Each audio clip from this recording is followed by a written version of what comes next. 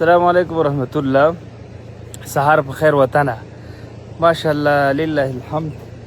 دا زمونږ د لغمان ولایت دی، کوم ځای شین لغمان چې ورته وایي ښه، دا زمونږ شین لغمان دی. ګوره ورته ګوره دوستان، تاسو وګورئ چې واقعا شین دی او که نه تاسو ته به ښکاري. پاس وګوره دې خوا ته دا غرونه وګوره له خیره، او داسې دا دره دا دولت شاه ولسوالۍ ده. کوم ځای؟ دولت شاه ولسوالۍ. او ماشاءالله داسې شنه شنه غرونه دي که نه. دې خوا طرف ته چې لاړ شي هغه ساحه بیا هغسې دوګړان ورته وي، کډو ورته وي، هغه بیا ټول غرونه شنه دي. دا غرونه وګوره دا هم شنه دي. دا بیا دولت شاه ولسوالۍ ده. او دغه لار چې ده دا لاره بیا مستقیما تللې ده دغه ته فرغجان ته. فرغجان بیا آخري سرحد له پنجشیر سره نښتی. د دې ولسوالۍ بیا ځان ته ښایست دی.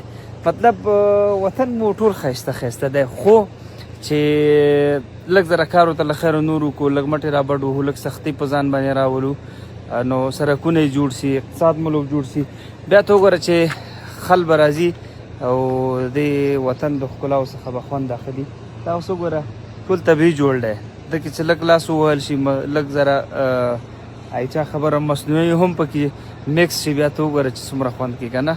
الله دې زموږ او ستاسو وطن همداسې خوش لري، همداسې خوشحاله لري، او د باروتو بوی او د جنګ او د ډزو اواز د الله نور نیست و نابود کړي. السلام علیکم ورحمت الله.